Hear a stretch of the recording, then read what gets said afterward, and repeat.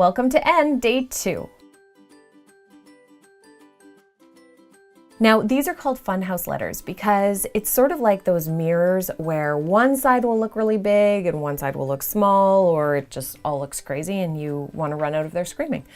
But that's exactly what we're going to be doing with the N.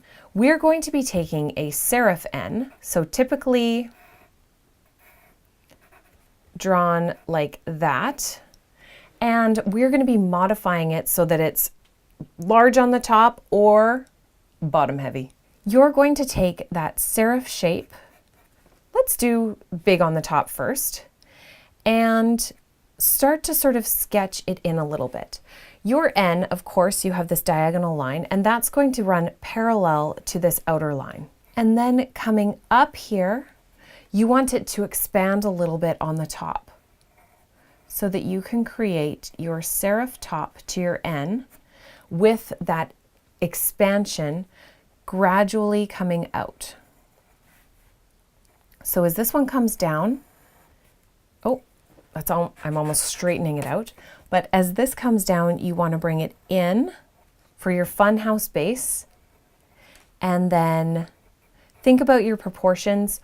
It should be about 2 going across, but we still need to be able to fit our serif down here. So you're only going to have a little bit of space for this point of your N. Up here though, we've had a serif. You have to have a serif up at the top. And then our line coming down can be parallel to our guideline.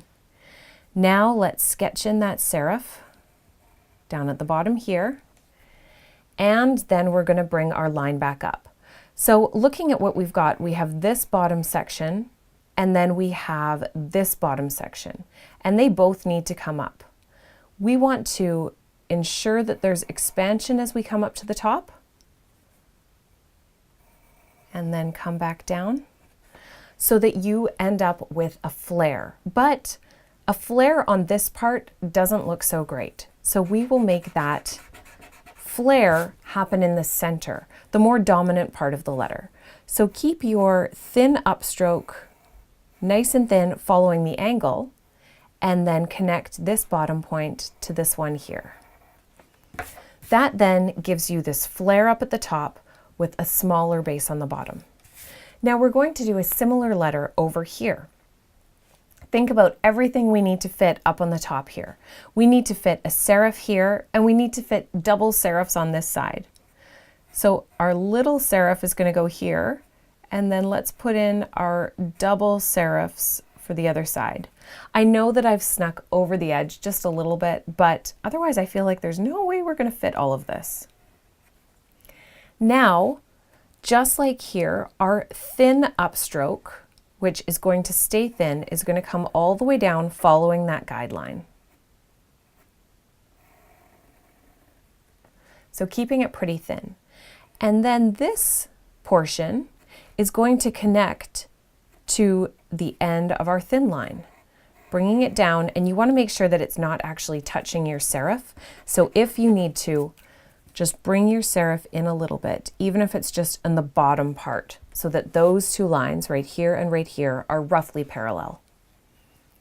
Now we've got this part of our N, which is going to expand out. So follow your guideline again, and then draw in your base. And well, we said, oh, well, your upstroke, which is what this would be, should be thin. It still is going to show some of that expansion. So coming up to right around there, I love drawing those guide dots. I find it just makes it so much easier.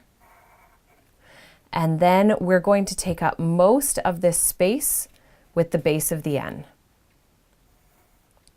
It might look funny to have it going quite so far up, so let's try just taking it to about here and then drawing in the base of the N for our funhouse letter. Usually when I do these, I like to slightly curve the edges to give it a little bit of a softer, more playful look. So do that around your serif edges and around these letter edges themselves.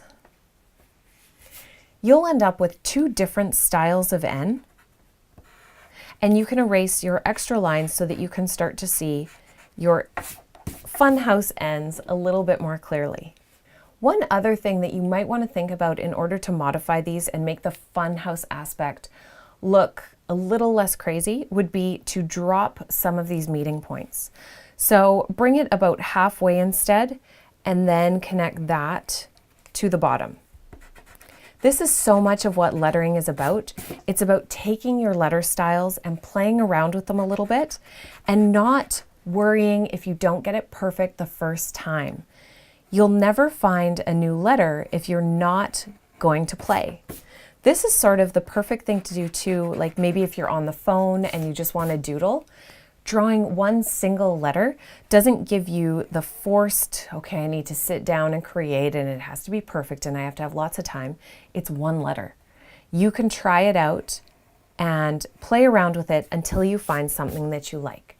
So giving it this larger section in here makes it seem, okay, this is going to be a weird way to describe a letter, a little more cuddly and a little less sharp, because we have made it less sharp. Next time we're going to look at coloring this in and a way to make it look even rounder with a little bit of a highlight.